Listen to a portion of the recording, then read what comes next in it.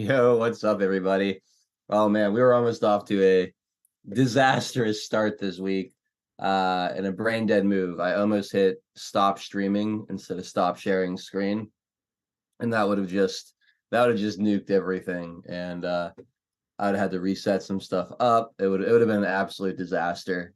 Disastrous way to start the week. But crisis avoided. Here we are, kicking off another week here on 412 Productions. Thank you guys so much for hanging out with me this afternoon. Jump into chat wherever you're watching, say hello, and we will get this party officially started at the top of the 4 o'clock hour after we do a little roll call. So let's see who's out there today. I see Biden sucks stuff. Robbie 36. Gizmo's mom. Hey, Drunk Pinata's hosting us. Awesome Pinata. Thank you. Q-Boys in the house. And Silbor. Good to see you guys all hanging out in the mosh pit on D Live. Anybody on Rumble? No, it doesn't look like anyone's over there yet chatting, but we do have some of you guys watching. Hit that thumbs up button for us as we get started here, and share that link around. And of course, shout out to everybody watching in the comfy bunker this afternoon. Pill.net, the exclusive home of much of our content. We do hour number 2 only on Pill.net. So be sure to find your way over there if you're watching anywhere else. And if you are over there, jump in the chat and say hello. Due Diligence, Floyd in there first today. What's up, Floyd? Great to see you, my friend. Light Spirit, Lance hanging out. There's Delia checking in from Arizona. Patriot 714 and Maven rocking that Pilled Promos account, sharing all the links. We love you, Maven. Hope you're having an amazing day, an amazing start to your week. HL Paco, good to see you out there as well. And Space Cookie, what's up, Space Cookie? R. Harrell and Barb Robbins, what's up, guys? Loop to Loop, good to see Laura Y repping the 412. Let's go, Laura. Curious One, Packers 412. Lyle, Jenny, what's up, guys? Great to see you out there. Hope you had an amazing weekend. D. Richard in the house. Yeah, she made it in time. Good to see you. Mad Joker, what's going on? Kane Chris. Jim is lurking. Target driver. Yes, I am hydrating. I've been keeping Pedialyte in the fridge and drinking lots of water since my little episode last week. That will not happen again. Paul Thaddeus hooking us up with a can. Yes, things are getting hot indeed, Paul Thaddeus. Thank you so much. Cheers. Let's see who else is out there. We got Snow Bunny 68. Good to see you. Crockett Man 62. Eagle Freedom Range Pony. And let's see. Loop to Loop. Thank you. Cheers. Thank you for the can. Lucy Anders out there. Bella 214. Good afternoon. Mr. Gerardo, Pat McFly, Running Patriot. You saw it here. What's up, guys? PNW Sasquatch out there as well. What's up, Sasquatch? Hope you're doing well today. And there we go. We're at the end of chat. Boys Blanc, thank you for the cookie. Appreciate it very, very, very much. All right. Well, this is my favorite part of the show where we stare at each other awkwardly for a few minutes until the Pinata Holics show up or 4 o'clock gets here, whatever happens first. Q-Hio 17. What's up? I love that Stone Cold Steve Austin sticker. I'm going to snipe that. That'll come in handy later. What's up, Big Willie? Good to see you, my friend. Hope you had an awesome weekend. Hope all of you guys had an awesome weekend. It was a hot one here in Pittsburgh, but we had lots of fun this weekend. I hope you guys did too. Lots of pool time. I don't know if you guys can tell, I got a little sun on me. Definitely feeling the Arab side of me come out the more and more the summer goes on. I joke because I'm half Arab, half German. So during the summer, I lay out in the sun and just burn that German layer right off and go full Sandy. Hey, Kaiman Milan Lave, what's up, my friend? Great to see you. I did not miss Laura Y. I said she was repping the 412, but Laura, if you didn't hear me, I'm glad you're here. I love you, and thank you for hanging out today. Let's see. Boys Blanc says, I'm on site at job on Torch Lake. Clothing optional Monday is not my idea in studio. Just say. Hey, whatever makes you happy and comfortable, Boys Blanc, you do you. But yeah, I don't know whose idea that was, but whatever. We'll roll with it. Again, thank you guys so much for hanging out, being here, part of our Monday broadcast as we kick off the week. It is 4 o'clock, so if you're not here yet, if you're not in chat yet, we'll catch you next time. Bales and Crimson, PNW Sasquatch, all over on Rumble. What's up, guys? Again, those of you watching on Rumble, hit that thumbs up button for us as we get started. Red Pill and repost on pill.net. And yeah, thank you guys again. Laura says, I heard you. I know you did. I think Patriot 714 just must have missed it. All good. I love how you have each other's backs out there. All right, let's get this show officially underway. We'll be right back. We will make America strong again. We will make America wealthy again. We will make America proud again. We will make America safe again. And yes, together, we will make America great again.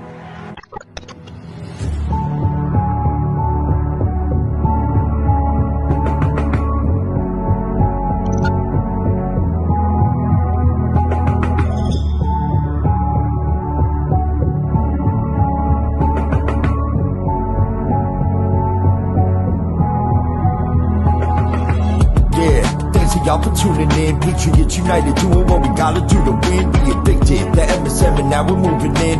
And once we take over, we won't ever move again. Where we go on, we go all. I say it with pride. No, we won't run, we won't fall. We're right by your side. The demons have taken hold, but none of us will abide. Stand strong and stand bold, that's how we'll survive.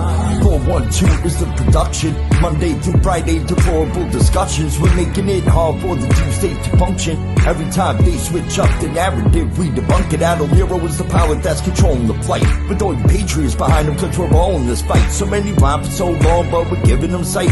Trapped in the world of darkness, but we're bringing them light. You may even find yourself in a different life. A lot of us have, and honestly, that's perfectly fine. Because exactly where you are at this moment in life is where you're supposed to be at this moment in time. It's all by design, the patriots are holding the line. They must have lost theirs, thinking they're controlling our minds. So many trapped in mental prisons don't know they can find. They're just slaves in the system to the roles they're assigned. That's sad, the good news is that we're waking them up. They have monopolies on minds, but we're breaking them up. Everything you thought was news, they were making it up. When we ascend, all the tyrants won't be making the cut.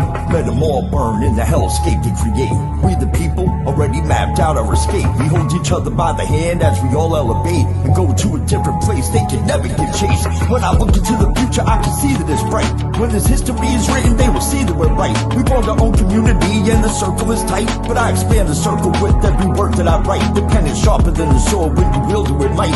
Why do you think they try to kick us off all the sites? These people hate America, punish us out of spite. We are the beacons of hope in the darkness of night. So let's go, strap in, yeah, get ready for the ride. Watch the water, we're witnessing the turning of the tide. Feel the passion and the fire that you got burning inside. Take the narrative they're feeding you and turn it to the side. We're alerted to the lies, replacing with the truth. We know the plan they devised, they're invading the youth.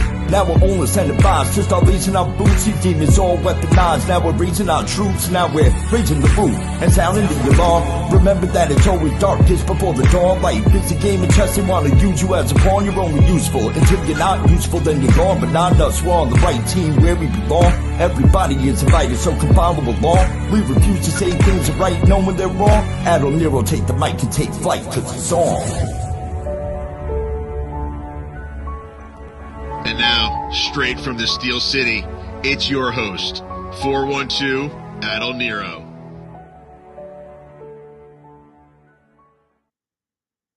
All right, guys, let's get this week started. Thank you guys so much for joining us for this Monday installment of Deplorable Discussions. My name is Adol Nero. It is June 24th, 2024. We're kicking off debate week. I'm so excited. Things are heating up. We're going to have lots to talk about, lots of interesting things going on. Hanging out with me to discuss all those fun, interesting things is my OG, Mr. Tennessee Homesteader. Going to be riding shotgun with me for the next couple of hours. Mr. TN Homesteader, how was your weekend, sir? It was quite busy. I don't know, just one of those weekends, laying seed, just fun stuff for the whole family. Well, that's fun. Yeah, sure. That sounds fucking terrible. I'm not gonna Keep lie. lying. Keep lying. No, I'm getting my shed tomorrow. That'll be good because they tried to deliver it last Tuesday and they had a slight issue with angles and the size of truck they were bringing. Oh boy, it's a big shed. 10 by 16. That's a pretty big shed. It is, but it's not big, not too big that it can't be brought up. The problem is that the guy that brought a long trailer, longer than the needed for the shed length, right? Mhm. But towed behind a Peterbilt, a big semi tractor without, bobtail kind of thing. But nonetheless, the overall length, when he made the turn, because there's a slight curve at the entrance of my driveway to my gate. So he was afraid of, because of the size of the truck and the angle he had to get into, the tail end of the trailer wouldn't be hitting the gate posts. So, anyways, long story short, tomorrow comes with a smaller truck and a trailer that moves sideways rather than just straight back and forth. Nice, nice. Well, um, Anyways, I'll because then after that I'll be doing other things and we'll do progression photos. cool. Some of the people have seen them. I showed them something on Sandra's show and with Patrioski on Thursday. But we'll do that here with a follow up. Yeah, no, we'll look forward to seeing what you got there. I know I always enjoy seeing in the audience, I always enjoy seeing photos of the homestead and all the stuff that you do out there. So we'll definitely take a look at that. Before I jump into sponsors and while we wait for Mr. Drunk Pinata, you sent a video over today and it's a nice little follow-up video on the democracy versus republic conversation we had last week. We talked about it with Frank and Zach as well on Taking It Back. CNN, for those of you that missed it, ran a segment where they're essentially making fun of, to put it loosely, Trump supporters for saying that we're a republic and not a democracy. They were just taken aback, aghast that there are patriotic Americans that would say that we're not a democracy, that we're a republic. It just absolutely wild. Anyway, Tien, you sent this video over. I watched most of it while I was prepping the show, and I thought this guy did a really good job explaining it. And I'm assuming that's why you sent it over, is because the guy was very articulate and on point. Is there anything you want to say before I play this? All right, I guess not. So let's go ahead and let it fly. When people tell me that Donald Trump is a threat to democracy, I look at them as if I'm supposed to be offended. No duh, Sherlock. America is not a democracy. No matter how many times you hear the news say it, no matter how many times you hear Democrats say it, no matter how many times your misinformed family members tell you that democracy is what makes up America, it is not. We are a constitutional republic. Let me break down the difference, okay? In a democracy, the will of the majority would override or take away the rights and privileges of the minority. In a constitutional republic, such as America, we elect representatives who go ahead of us and enact laws to protect the rights of individuals against the will of the so-called majority. This is why America has been set apart from any other country. Do you want to know what involves a democracy? Communism. See, this is a word that's tossed around because these people want to get rid of capitalism and go into socialism and ultimately become communism. Well, I got good news for you. People are not fleeing in droves from constitutional republic countries. They are fleeing from democratic countries that are now communist. Cuba, North Korea, Vietnam, name it. Talk to the people that are coming from these countries. Democracy isn't something you want. You think you want it. Imagine if 70% of America was Christian and we all voted according to our religion and we were a democracy, imagine how that would put you. The only reason why you're able to believe the way you believe, speak the way you're able to speak, and do the things you're able to do is because we are a republic and not a democracy. So, will you please stop saying that? Because it makes you look crazy. So next time you hear somebody say Donald Trump is a threat to democracy, tell them, I know and I'm glad. Because Lord knows Biden is a threat to the republic. Bam. Hell When yeah. That's good stuff right there. And again, I had this conversation with a couple other people over the weekend. I showed that video from CNN, and it's crazy. It's crazy how people just are like, oh man, never even really thought about that, or like how once you really explain it, or just even say like I to the republic for which it stands, and you play that clip for them, you can see something click, man. Like a curiosity, a understanding of, wait a minute, like this is supposed to be a news organization. Because the people I was talking to aren't into this stuff like we are. Why would they be so adamant, or why are they so like insane about this? And it really starts, you can see the wheels turning, the smoke coming from their ears, the glaze leaving their eyes. CNN, that segment, I'm telling you, they stepped in it by running that, because there is decades of education that go against what they're saying. Even today, like you say the Pledge of Allegiance every day, like you say to the republic to which it stands every day when you're in school. And when people really start to like see the twisting of the mind that CNN is trying to do, it you can see it. It's like the red pill going down into the system, and things starting to become more clear. Like, wait a minute, these people are deceivers. You're not making them like think about any other major issue. The deception, the dishonesty, the propaganda, the way that they produce the segment, like you could see like the realization of what these different media companies really are in that moment, and it was just super powerful. So that was a good one there, Tien. Yeah, I like the way that he articulated it. It's simple.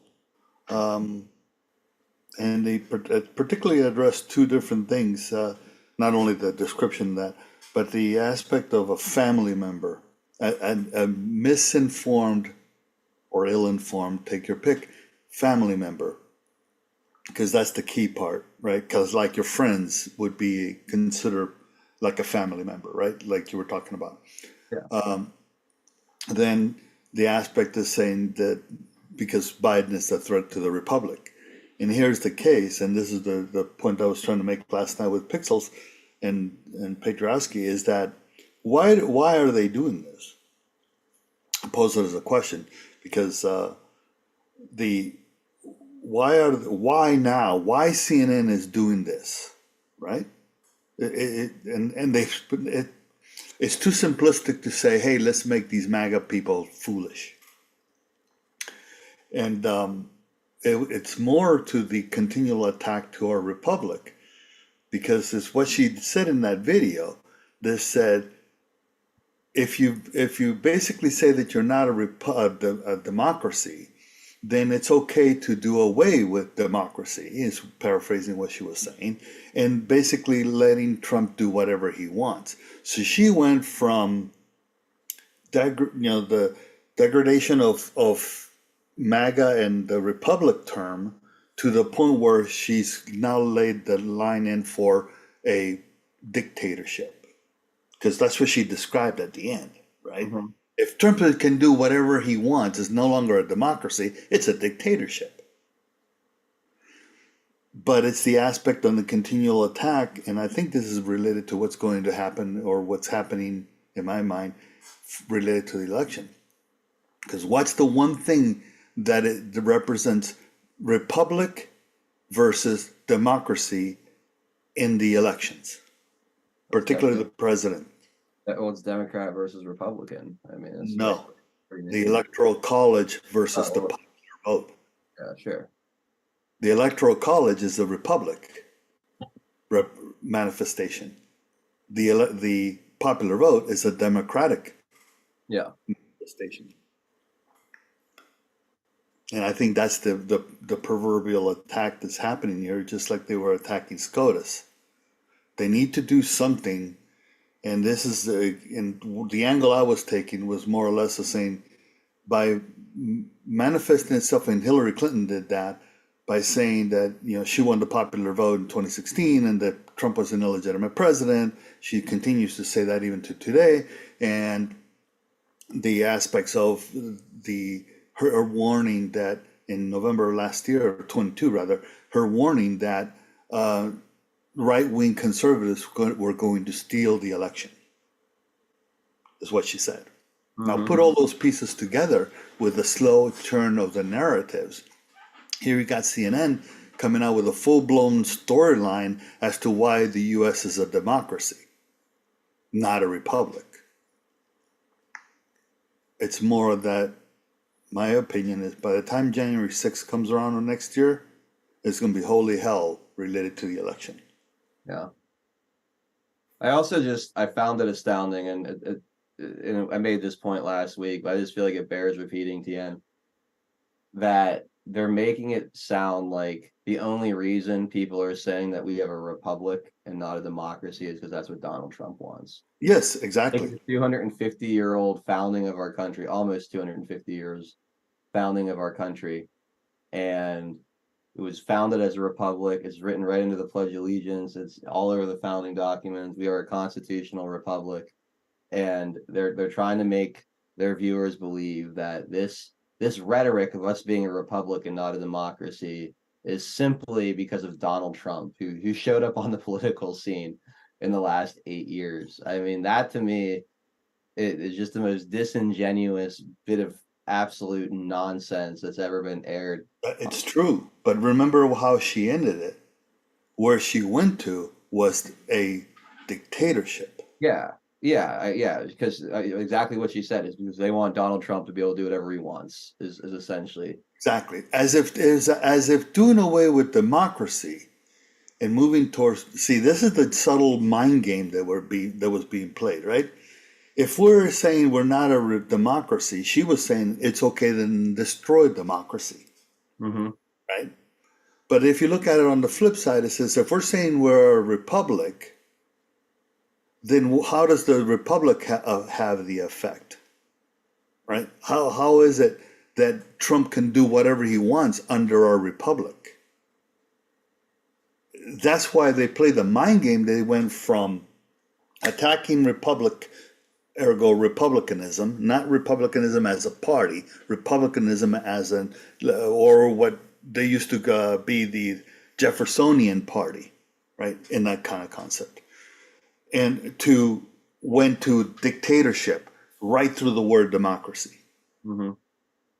And that's what it's leaving. Because today I saw a clip of some guy that looked to be ex-military or wannabe. I don't know. His tattoos were kind of odd from a military guy too. But anyways, he had that air, the beard, like he's been out and deployed and that kind of stuff. I have no idea if he was or not, but he was basically making a threat, literally, of the deaths if Trump gets reelected, if Trump gets elected.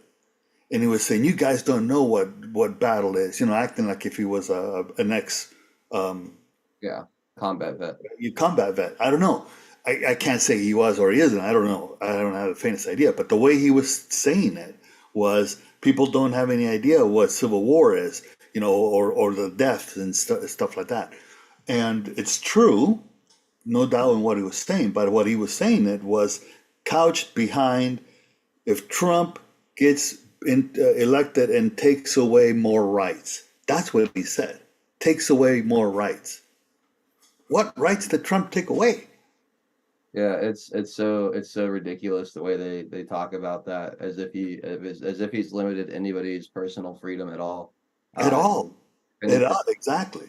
He's probably the biggest advocate for individual liberties we've ever had in the White House, or at least in the last handful of generations. But again, it's all projection. It's Exactly. all nonsense from these people. And Exactly. it's all fear.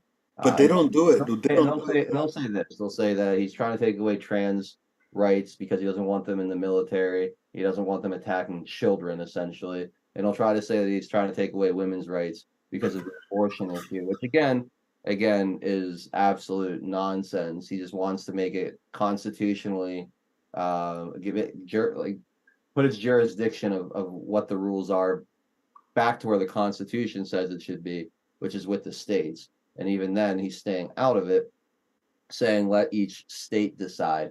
So again, it has nothing to do with Donald Trump taking away anyone's rights at all, but they take these issues, they conflate them, and they project their own desire to limit your civil liberties onto him. And I mean that's just what they do. But let me go take care of our sponsors here. We got lots of good stuff to get into. Tweak, thank you so much. 1,000 gold pills here right off the jump. Really appreciate that, Tweak. And thank you. I saw there was a bunch of other gold pill donations rolling in. We'll check in with those as soon as I'm done with the sponsors here. That one just caught my eye right off the bat. All right, first of two sponsors today, we've got Earth Garden Botanicals at earthgardenbotanicals.com, a wonderful wellness company run by our friend Jolene up in Montana, making amazing products like white pine needle extract, the sunshine and pine needle tea. They're basically the same thing. One is a tea, one is a concentrate version of the tea. Really good for detoxing the body. I love this stuff. I use the extract quite often. A few drops on the tongue each morning gets my day started right. The tea is very good too if you like drinking tea. I'm more of a coffee guy, so I just do a few drops of the pine needle extract to get it into my system, and then I go with my morning coffee. But if you like drinking tea, I highly recommend the pine needle tea. It's very, very good. You got CBD products like the CBD oil tinctures. All the ingredients for these are locally and organically grown on small Montana farms. They taste amazing. Flavors like orange ginger, bergamot, huckleberry, cinnamon bliss, cherry, peppermint. Even unflavored is awesome. The product is so clean and pure. There's CBD oil for pets, Delta 8 R&R nighttime gummies to help you get a good night's sleep. The topical arnica salve, the topical cream for your sore joints and muscles. You can get that with or without CBD infused. Check out the elderberry tonic to boost your immune system. The fire cider to clear your sinuses. Very good to have this time of year with allergy season in full effect. I mentioned the sunshine and pine needle tea. There's some other teas to choose from as well. So check out all the tea blends if you are a tea drinker. And of course, the critter juice, all natural insect repellent, keeping the mosquitoes and insects off of you, stopping them from bothering you. Like I said, it's all natural. It smells good. Doesn't feel oily and gross and sticky on your skin. Best part is it works really, really well. This stuff does an amazing job keeping the mosquitoes away. I've been using this on the golf course all year. And I am happy to report I don't think I've had a single mosquito bite the entire year. It's almost July, and I have yet to be bothered by mosquitoes. And I really I give full credit to this critter juice. I'm gonna need to order more soon myself because I've been going through it. Highly recommend.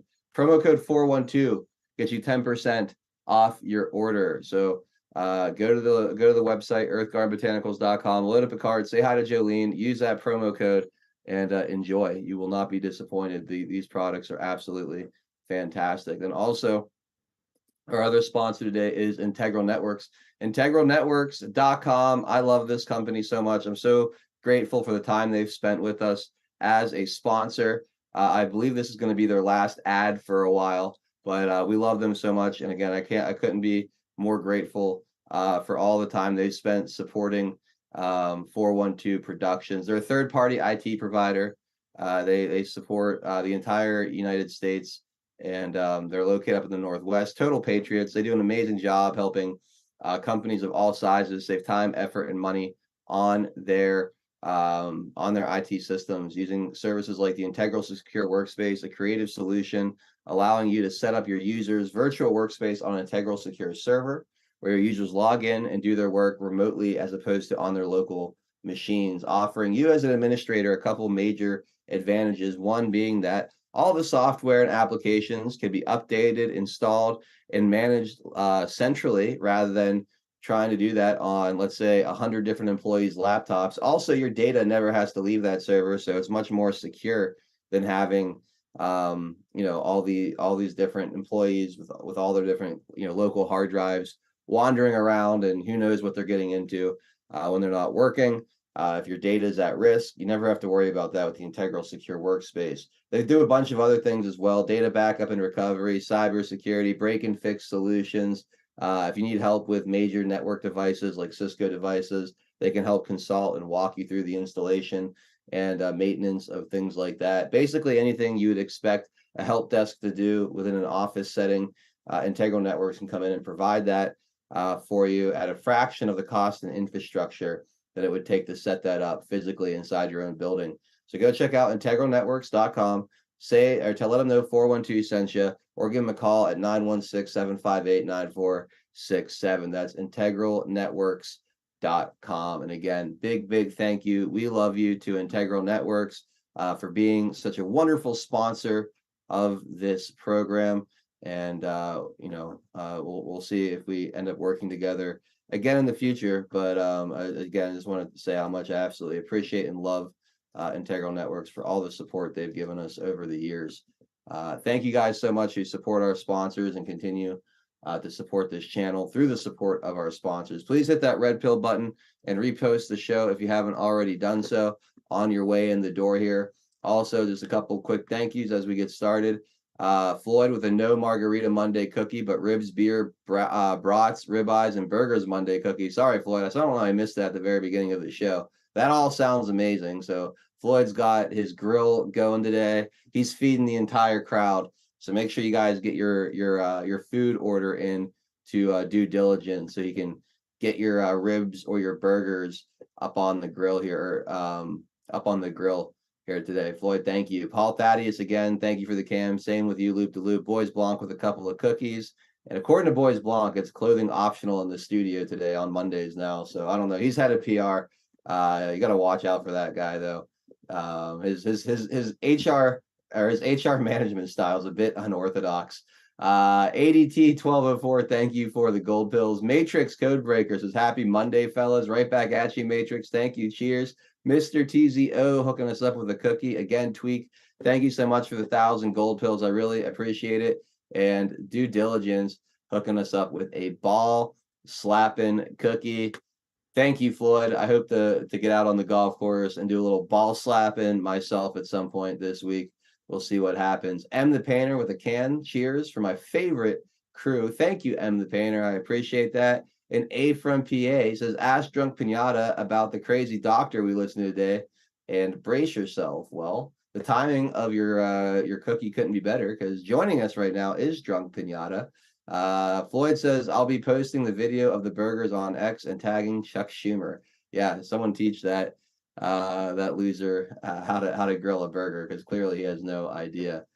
Drunk Pinata, what about the crazy doctor we listened to today? And I'm bracing myself, just so you know. You know how Keith Olbermann seems like he needs like a wellness check? Yes. This guy is 10 times worse. Oh, 10 times worse than Keith? Yes. Ready? There you go. This is about 15 seconds, but pretty much the entire hour and a half that we went over, which is why I'm a little bit late, is stuff like this. Not sourced, just claims. And now, if he were to seize power, I always say immigrants are the new Jews. Okay. If Trump is the American Hitler, then immigrants are his Jews. Oh my God. They have no rights. Okay. And he demonizes them more than any other group. He was saying in Nevada, he said, those immigrants, they're turning. They've turned at an amazing rate. They've turned. They're destroying our families. They're destroying the Black community. What does that mean? They've turned. I have this weird thing. I'm a freak for zombie movies and shows. I actually have he is a freak. Watch them all. So you know what it means when someone turns, right? They're not human anymore. And you have to kill them to survive. Yeah. You know what?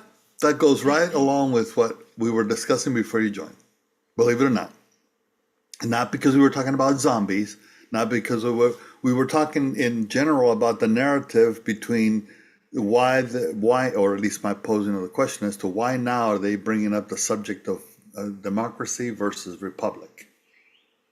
And particularly the segment we saw last week with CNN, and then the whole discussion that's been going on since then. Because I mean, other people have wrote about it, right, and have discussed it.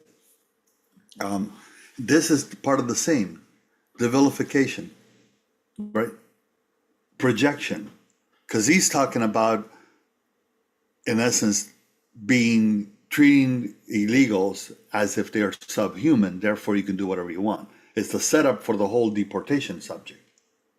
Yep. Yeah, 100%. They're terrified. Remember the line, Trump can do whatever he wants. Man, these dots are connecting faster than they spit them out. Yeah, absolutely.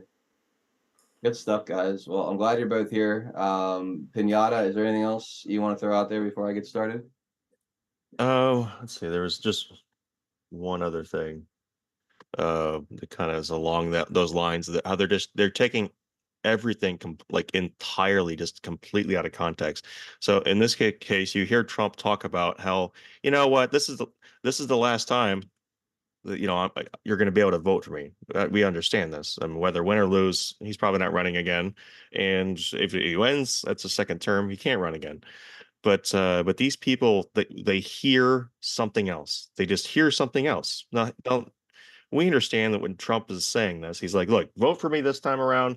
You know what? In 4 years, I don't care.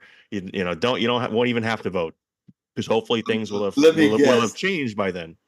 Let me guess. They're saying he'll be president forever. Well, kind of. You're on that line. But here, listen to what Trump says versus how this guy interprets what Trump says. Not this guy. The next guy after this clip. Trumpism as a new version of conservatism. Donald Trump, whether someone likes it or not, I happen to like it, is the standard bearer for conservatism. Now, just hours after that interview, Trump gave a crowd of supporters in D.C. a preview of what Roberts was talking about. You got to get out and vote. Just this time, I don't care. In 4 years, you don't have to vote, okay?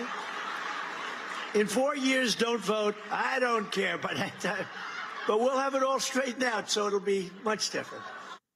In 4 years, you don't have to vote. That's the so-called institutionalized Trumpism Roberts is talking about, providing the GOP a blueprint for ending democracy in this country. Oh my God! I mean, if you watch that back to back, guys, that was played. How could you possibly agree with what the dude said when it's like? I don't know. I've been saying this for at least 16 months now, or 18 months since I started doing the show. And Tian and you and I were going through this, and I said, where can they go? And apparently they're going double and triple and yes, limitless where they can go. I don't, and they're lying about what they're showing to people. They're not even lying about something. I know. Like, they're lying about what they're actually presenting to people. What's funny to me is they actually have like the balls to sit there and talk about cheap fakes when they do stuff like that on oh yeah. Well, do you see that there was a rally thing that they tried to pass off? Biden did same kind of. It wasn't even the same year. It was a midterm rally. Yeah, in 2022. Yeah, and they like had half the. I have a thing on it. We might get to it later, but yeah, I mean, these people are unbelievably dishonest, and again, the projection, the constant state of projection. Yes. It's over the top. But think how brain dead you have to be to watch that and believe it.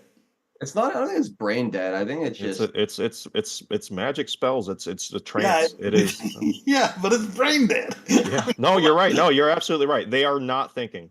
I can 100% say that. What I've seen is what this is that these people have been put into an existential crisis of panic, fight, or flight. Constantly, every day is an existential threat to them. Just waking up and oh my god, and then because of that, they literally have lost the ability to think rationally and step back and say, "Wait a minute, is this something real? Is this a real thing that I have to deal with?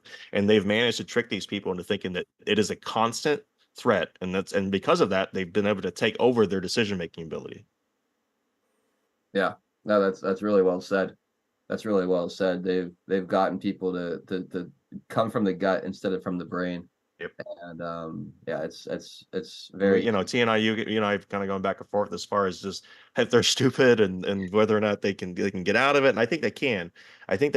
But I think it's really it's a mental state of a fugue. They're in a fugue state, like they're in shock. Yeah. Yeah, because I mean, that's the only way that I can comprehend watching a segment like that and saying, oh, yeah, he's right. Yeah, it's like, when we were looking at this, it reminded me of saying, for God's sakes, look, Trump went to a Gallagher show, and because of that, he's going to smash your head like a watermelon.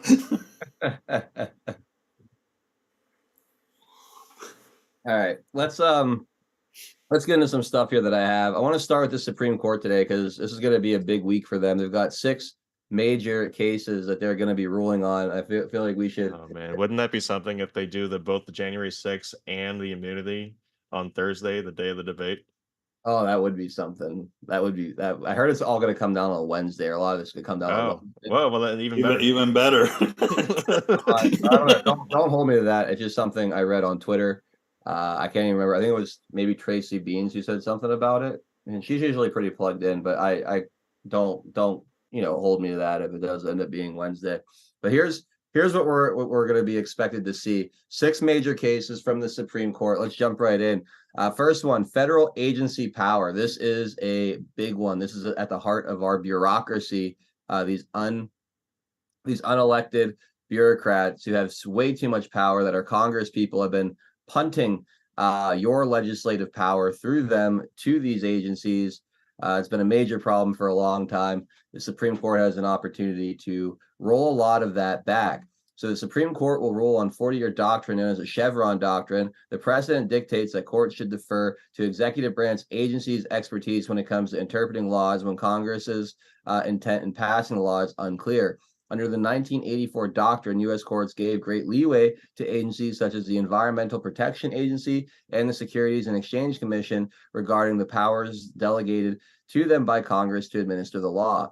2 small fishing companies have challenged that precedent, claiming that paying for a monitor on a herring boat required by the National Marine Fisheries Service amounted to onerous regulation.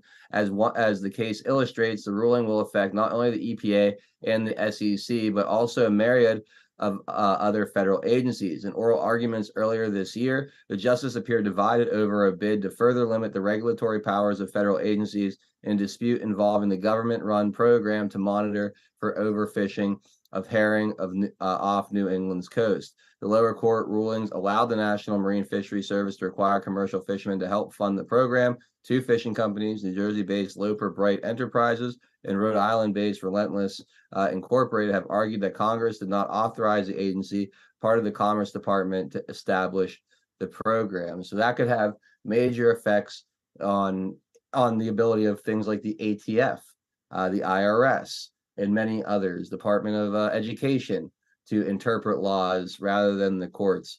So that's a big one. Obviously, there's the Trump immunity case. Another case that will likely be ruled on this week involves former President Trump, who had argued that he should be declared immune for his activity after the 2020 election to deal with what he described as election fraud. Special counsel Jack Smith last year charged the former president with conspiracy to subvert the 2020 election, and the former president has appealed this case to the high court. During arguments, the justices appeared skeptical of the Trump attorney's arguments that he should be fully immune from prosecution, but some of the justices seem inclined to carve out some immunity for presidents. Several justices offered warnings that all further former presidents could be prosecuted by their successors if immunity is not upheld. The appeal has delayed the criminal case against former President Trump in Washington related to January 6th Capitol breach. He has pleaded not guilty to the charges. All right, now we have social media contacts. This is another big one. In another major case, the court will have to decide whether federal government officials should be broadly prohibited from communicating with social media companies, responding to lawsuits by two state attorneys general alleging that the federal government violated the people's First Amendment rights by asking social media companies to take down content that it claimed was false or misleading.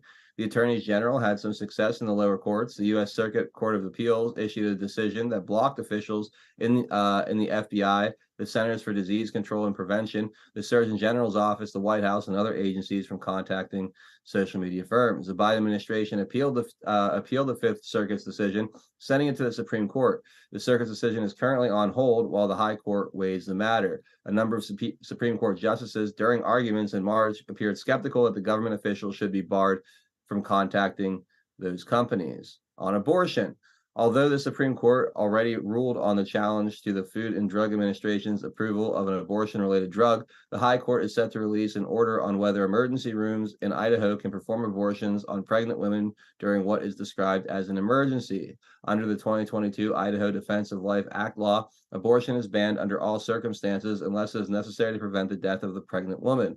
The Biden administration had challenged the mandate, saying it conflicts with federal law, the Emergency Medical Treatment and Labor Act, which mandates that emergency room doctors stabilize patients. There's one on other social media issues. Laws in Texas and Florida that regulate bans on social media. So wait. Stabilizing patients, isn't that the same thing as the life? It would be you're not stable, meaning that there's a. So are they just saying, are they trying to weasel in mental stability in there? I don't know. There's clearly some gray area that they want. Because I know that they've used that, but I'm just wondering why they would say if they could do it if the patient wasn't stable, but stable applies in medical emergency, not necessarily a mental state emergency. You stabilize them to death. Yeah. Death is a stable state. True. It's the ultimate stable state. I would say the stablest of states. But yeah, Pinata has a good point. The aspect of saying how broad is the term stability. Yeah. Well, yeah. I mean, I'm not sure. Like, I'm guessing that there's some kind of gray area there that they'd be able to then leverage. They love to pervert their language. I'll tell you. Remember the Schiavo case, right? Yeah. Terry Schiavo, the one she was on life support and the family didn't want it and the doctor pulled it. I honestly, that doesn't ring a bell to me. Yeah, it was a while ago. It was a few years ago. Okay, let's but go. It was after you were born. What's that?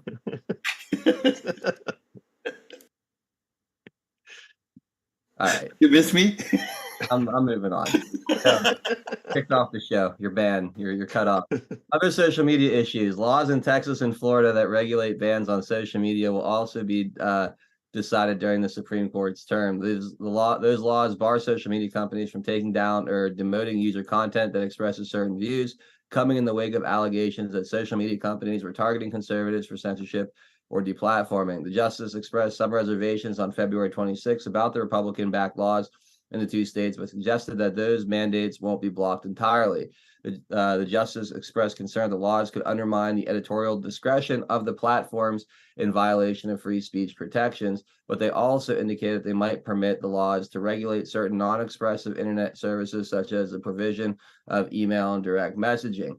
Okay, this is already annoying me because I don't understand how you could say undermine the editorial discretion of a platform. If you have editorial discretion, you're not a platform, you're a publisher, and you should be treated as such. So that right there goes back to the section, what is it, 230 situation that needs to be addressed. But that right there shows a inherent misunderstanding of the entire freaking issue with social media and the way these platforms monitor content. And then there's the January 6th obstruction clause. The Supreme Court will rule on an obstruction statute that may affect the Department of Justice prosecution of people who entered the U.S. Capitol on January 6, 2021. One person who was charged, Joseph Fisher, filed a lawsuit that challenged the statute, which makes it a crime if the individual corruptly obstructs, influences, or impedes an official proceeding. In April, a number of justices were skeptical of how the statute was being applied in Mr. Fisher's case. Attorney General Merrick Garland this month suggested at a congressional hearing that he would be prepared to drop cases for January 6 defendants who are charged under that statute. Quote, "We respect the Supreme Court," he said. "Whatever the court rules, we will act appropriately." So there you go. In your opinion, guys, what are the biggest ones here? What are the most important ones here? And Well, J6 and Trump I mean, for like immediacy, but as far as, I mean, they're all important. yeah, I agree. The to the nation is the platform and the politicians being able to talk to them. The two, I'm bridging the two, right? yeah, Because they're tied together. If they have editorial capabilities, then they're, like you said, they're no longer a platform, they're an editor. And then the government becomes in cahoots. All they're doing is extending what they're doing with mainstream media right into the social media platforms. And granted that this is what the aspect, should a member of Congress be prohibited from talking to the social media company? Really comes down to what they're talking about. But since the aspect of saying, if you're working in the interest of the people, whether it be your constituent or your state, you're representing the people, then no, you shouldn't. It's a broad brush, but they shouldn't be allowed. I feel the same way about trading stock too. All their assets should go into some form of trust, and the stock is traded without their involvement. Period. yeah. For me, oh god, No, I'm just saying that's a different subject, but it's in alignment with the whole aspect of their influence or their abuse of power. Look at it from either way, right?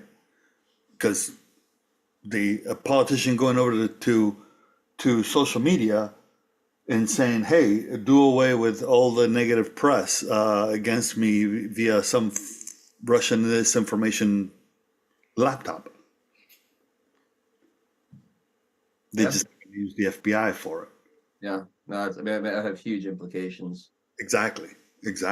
Much broader. I mean, obviously, to Pinata's point, the Trump case, the immunity aspect of it, and J6 have the two immediacy aspects. But the broader one, in my opinion, is that one. Those two, rather. Those For are me, I think the biggest one is the one about the federal agencies. I mean, they're all super important, but that's like at the heart of how our government functions, the way we're governed. So much of to me, it's so important that anyone who is making, interpreting, or enforcing laws has some kind of connection to the voter, some kind of responsibility to the voter. And the way that these agencies have been used has essentially been treasonous, in my opinion.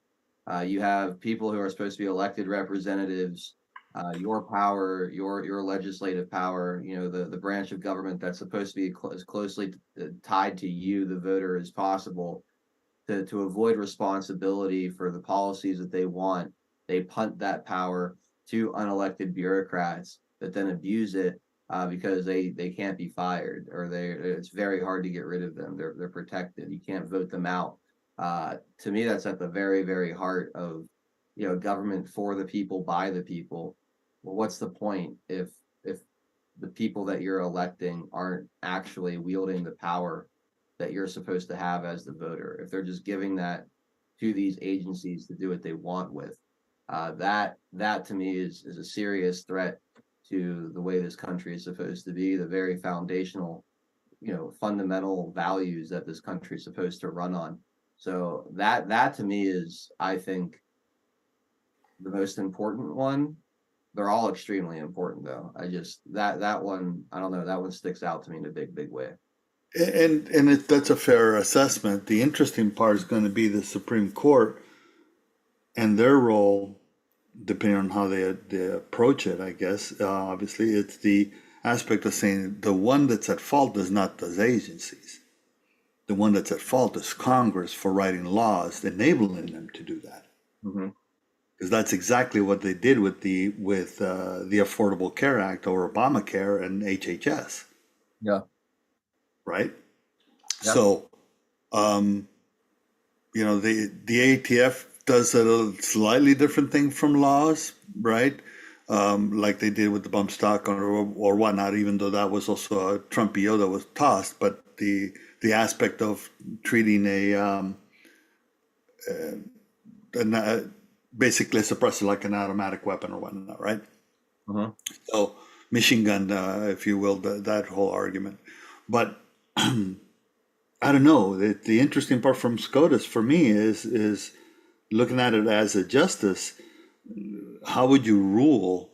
Because then that puts you into the decision or opine, because that puts you into the decision as to Congress's role. Right. I hope that they admonish Congress in under that, because the agency shouldn't have that power. They should always have to go back to Congress to ask, what do I do in this case when it doesn't fit clearly within the language of the law? Not make something up on their own. Yes. No, that's 100%. But it is truly, I mean, they are all in all, regardless of which one we put in individually as the top of the list, they're all points apart, not decimal points, fractions of a decimal.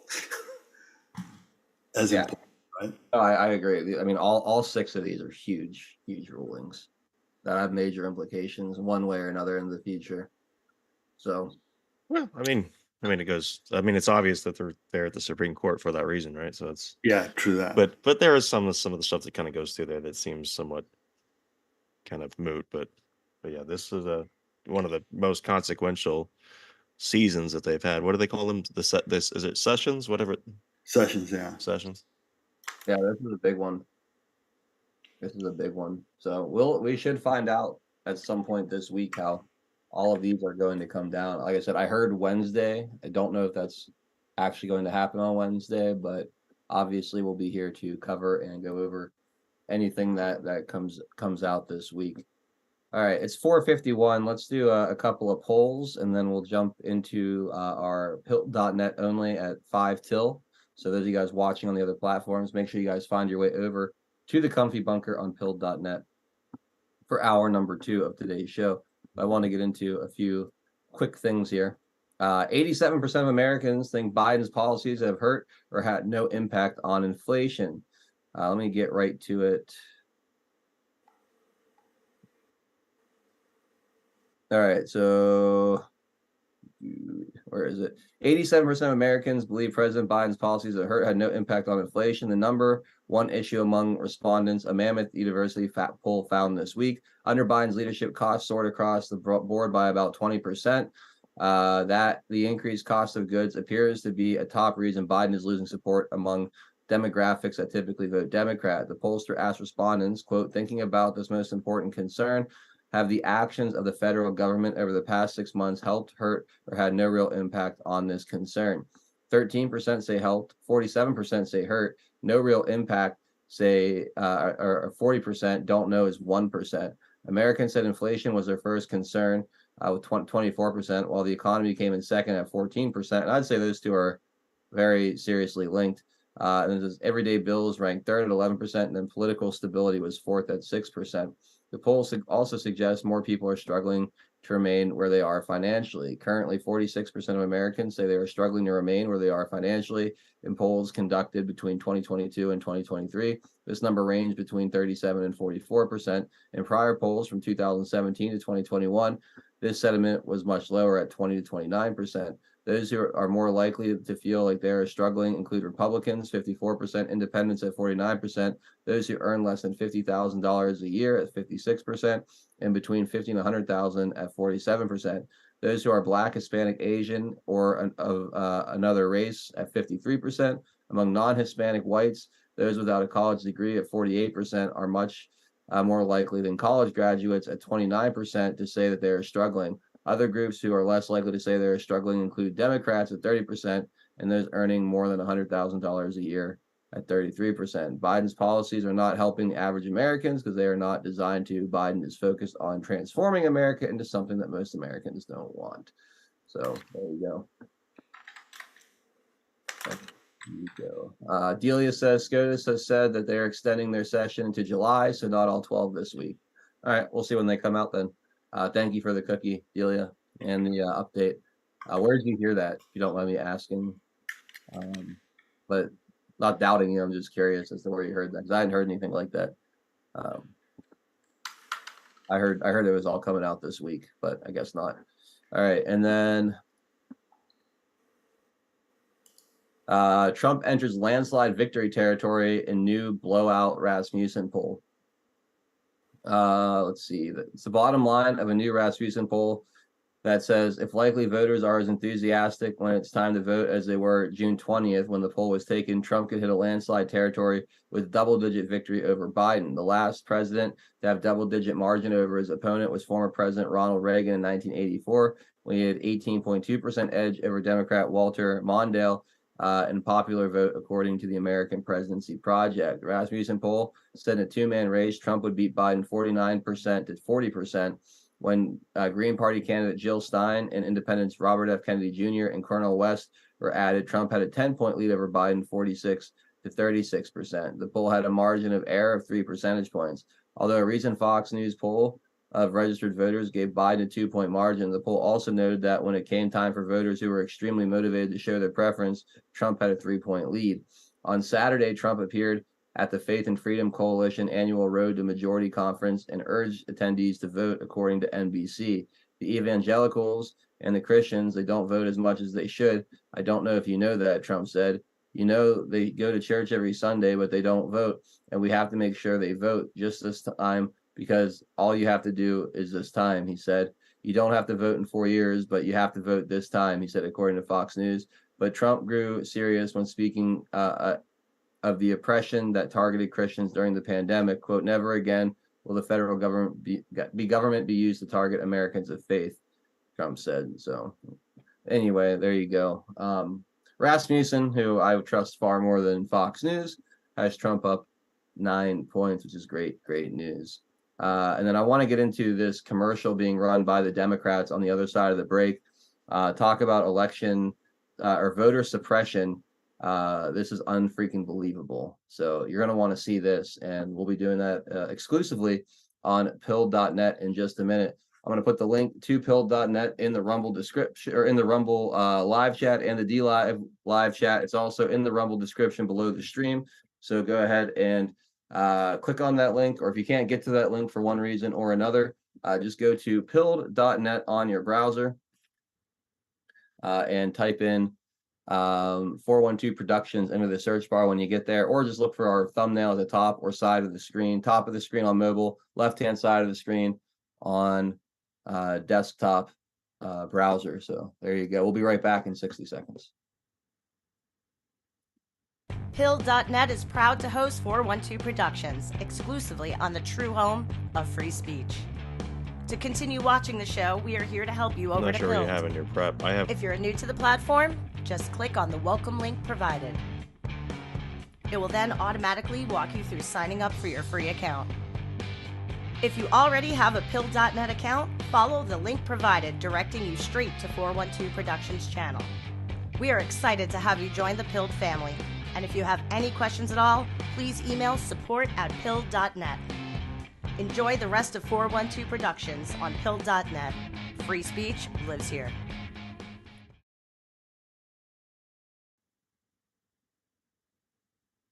All right, we are back. Big thank you to everyone who has jumped over from our other platforms onto pill.net for hour number 2. I really appreciate it when you guys do that. Those of you who won't be joining us for hour number 2, I totally understand. I hope you guys have an awesome rest of your Monday. We will be back tomorrow at 4 p.m. Eastern time. We'll have Mr. Reasonable Craig Mason joining us for tomorrow's show. On Wednesday, we have 45-1 Actual and the No Prisoners podcast, making the 3rd visit of the month. Very excited to get all those guys up here. And then on Thursday, we'll be taking it back with Frankie Val of the Quite Frankly Show, Zach Payne of Red Pill 78. So next 3 shows should be a lot of fun here on 412 Productions. We got an hour left still, so head on over to pill.net. Come hang out with us over there. Otherwise, have a great rest of your Monday, everybody. And we'll see you on the next one.